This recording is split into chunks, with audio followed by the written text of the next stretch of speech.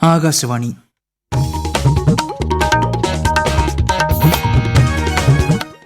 നമസ്കാരം. പ്രാദേശിക വാർത്തകൾ വായിക്കുന്നത് കിരൺ ശങ്കർ.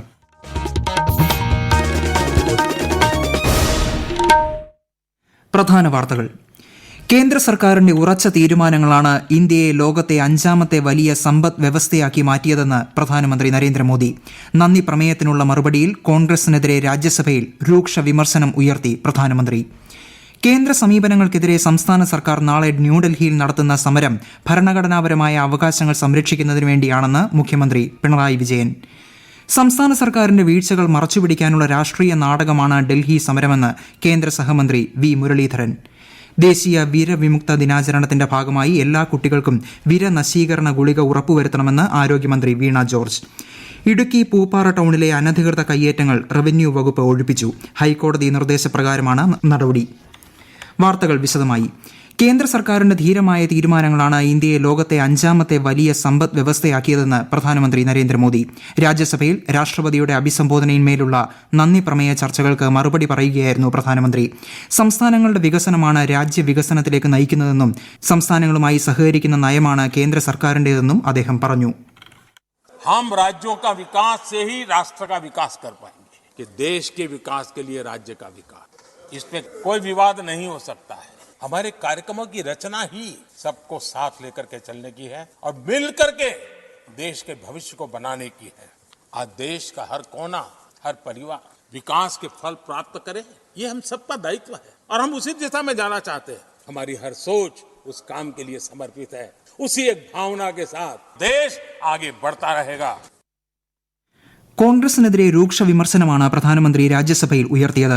രാജ്യത്ത് വിഭാഗീയത വളർത്തുന്ന തരം പ്രചാരണങ്ങൾ കോൺഗ്രസ് നടത്തുന്നതായും ഉത്തര ദക്ഷിണ മേഖലകൾക്കിടയിൽ വേർതിരിവ് സൃഷ്ടിക്കുന്നതായും അദ്ദേഹം ആരോപിച്ചു.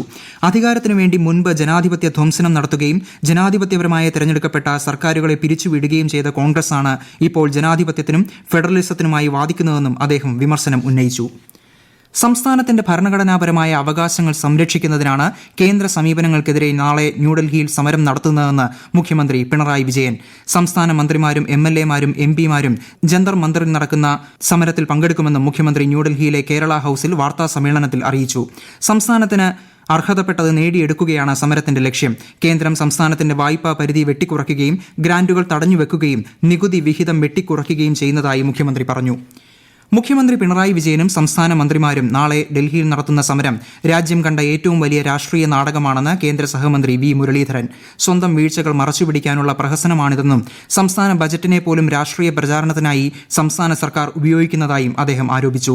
ഡൽഹിയിലെ BJP ആസ്ഥാനത്ത് കേന്ദ്രമന്ത്രി രാജീവ് ചന്ദ്രശേഖർ, മുൻ മന്ത്രി പ്രകാശ് ജാവദേക്കർ എന്നിവർക്കൊപ്പം മാധ്യമങ്ങളെ കാണുകയായിരുന്നു അദ്ദേഹം. 2050 നെറ്റ് സീറോ കാർബൺ ബഹിർഗമനം എന്ന ലക്ഷ്യം കൈവരിക്കാനുള്ള പ്രവർത്തനങ്ങൾ സംസ്ഥാനത്ത് ഫലപ്രദമായി മുന്നോട്ടു പോവുകയാണെന്ന് മുഖ്യമന്ത്രി പിണറായി വിജയൻ. തിരുവനന്തപുരത്ത് പ്രഥമ രാജ്യാന്തര ഊർജ്ജമേളയുടെ ഉദ്ഘാടനത്തോടനുബന്ധിച്ച് നൽകിയ ആശംസാ സന്ദേശത്തിലാണ് അദ്ദേഹം ഇക്കാര്യം വ്യക്തമാക്കിയത്. ഊർജ്ജ സംരക്ഷണം ഗൌരവമായ ചർച്ചകൾക്ക് വിധേയമാക്കേണ്ട വിഷയമാണെന്ന് മേളയുടെ ഉദ്ഘാടനം നിർവഹിച്ച് സ്പീക്കർ AN ഷംസീർ പറഞ്ഞു. വളർച്ചയെയും ആരോഗ്യത്തെയും ബാധിക്കുന്ന പൊതുജനാരോഗ്യ പ്രശ്നമായ വിരബാധയിൽ നിന്നും കുട്ടികളെ സംരക്ഷിക്കണമെന്ന് ആരോഗ്യമന്ത്രി വീണ ജോർജ്. ഫെബ്രുവരി 8 ദേശീയ വീരവിമുക്ത ദിനാചരണത്തിന്റെ ഭാഗമായി 1 മുതൽ 19 വയസ്സുവരെ പ്രായമുള്ള കുട്ടികൾക്ക് സ്കൂളുകളും അങ്കണവാടികളും വഴി വിരനശീകരണത്തിനുള്ള ആബൻഡസോൾ ഗുളിക നൽകി വരുന്നതായും മന്ത്രി അറിയിച്ചു. ഫെബ്രുവരി 8 ഗുളിക കഴിക്കുവാൻ സാധിക്കാത്ത കുട്ടികൾക്ക് ഫെബ്രുവരി 15 ഗുളിക നൽകുന്നതാണ്. എല്ലാവരും കുട്ടികൾക്ക് വിരനശീകരണ ഗുളിക നൽകിയെന്ന് ഉറപ്പാക്കണമെന്ന് മന്ത്രി അഭ്യർത്ഥിച്ചു. ഇടുക്കി പൂപ്പാറ ടൗണിലെ അനധികൃത കയ്യേറ്റങ്ങൾ റവന്യൂ വകുപ്പ് ഒഴിപ്പിച്ചു. പന്നിയാർ പുഴയും റോഡ് പുറമ്പോക്കും കയ്യേറി നടത്തിയ 56 നിർമ്മാണങ്ങൾക്ക് എതിരെയാണ് നടപടി. ഒഴിയാൻ സാവകാശം നൽകാത്തതിൽ നാട്ടുകാർ പ്രതിഷേധിച്ചതിനെ തുടർന്ന് സ്ഥലത്ത് നേരിയ സംഘർഷമുണ്ടായി. പ്രതിഷേധക്കാരിൽ 6 പേരെ അറസ്റ്റ് ചെയ്ത് നീക്കി. 6 ആഴ്ചയ്ക്കുള്ളിൽ പൂപ്പാറയിലെ കയ്യേറ്റങ്ങൾ ഒഴിപ്പിക്കണമെന്ന ഹൈക്കോടതി ഉത്തരവിനെ തുടർന്നാണ് സബ് കളക്ടറുടെ നേതൃത്വത്തിൽ റവന്യൂ സംഘം നടപടി സ്വീകരിച്ചത്. വീടുകളിൽ താമസക്കാർക്ക് തുടരാൻ അനുമതി നൽകിയിട്ടുണ്ട്. ആരാധനാലയങ്ങളിൽ നോട്ടീസ് പതിപ്പിച്ചെങ്കിലും സീൽ ചെയ്തില്ല. വ്യാപാര സ്ഥാപനങ്ങൾ പൂട്ടി സീൽ ചെയ്തു. ഈ വാർത്തകൾ ആകാശവാണിയിൽ നിന്ന്. എക്സാലോജിക് ഇടപാടുമായി ബന്ധപ്പെട്ട കൂടുതൽ പരിശോധനകൾക്കായി വ്യവസായ വകുപ്പിന് കീഴിലുള്ള KSIDCയുടെ തിരുവനന്തപുരത്തെ ആസ്ഥാനത്ത് സീരിയസ് ഫ്രോഡ് ഇൻവെസ്റ്റിഗേഷൻ സംഘം പരിശോധന നടത്തി. കൊച്ചിയിലെ CMRLന്റെ ആസ്ഥാനത്തും സംഘം പരിശോധന നടത്തിയിരുന്നു. അതേസമയം SFIO അന്വേഷണം സ്റ്റേ ചെയ്യണമെന്ന KSIDCയുടെ ആവശ്യം ഹൈക്കോടതി തള്ളി. ഭരിക്കുന്നവർക്ക് തട്ടിപ്പ് നടത്താനുള്ള സംവിധാനമായി KSIDC മാറിയെന്നാരോപിച്ച് NDA സംസ്ഥാന ചെയർമാൻ കെ സുരേന്ദ്രൻ കേരള പദയാത്രയോടനുബന്ധിച്ച് ചെങ്ങന്നൂരിൽ നടത്തിയ വാർത്താ സമ്മേളനത്തിൽ സംസാരിക്കുകയായിരുന്നു അദ്ദേഹം. എക്സാലോജിക് കേസിൽ SFI അന്വേഷണം സ്റ്റേ ചെയ്യണമെന്നാവശ്യപ്പെട്ട് ഹൈക്കോടതിയിൽ പോയ KSIDCക്ക് മുഖത്തേറ്റ പ്രഹരമാണ് കോടതിയുടെ നിലപാടെന്നും അദ്ദേഹം വിമർശിച്ചു. ആകാശവാണി തിരുവനന്തപുരം പ്രാദേശിക വാർത്താ വിഭാഗത്തിലേക്ക് കരാർ അടിസ്ഥാനത്തിൽ editorial executive, news reader come translator Malayalam എന്നീ വിഭാഗങ്ങളിലേക്ക് പ്രസാർ ഭാരതി അപേക്ഷകൾ ക്ഷണിക്കുന്നു. കൂടുതൽ വിവരങ്ങൾക്ക് newsonair.gov.in/vacancies എന്ന വെബ്സൈറ്റ് സന്ദർശിക്കുക.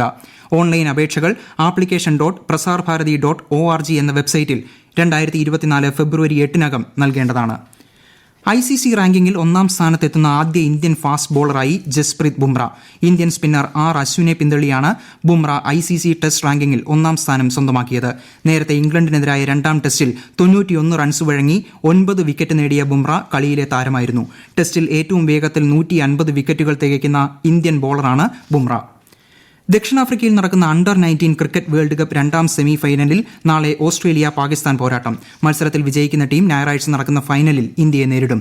ഇന്നലെ നടന്ന ആദ്യ സെമിയിൽ ഇന്ത്യ ദക്ഷിണാഫ്രിക്കയെ 2 വിക്കറ്റിനാണ് പരാജയപ്പെടുത്തിയത്.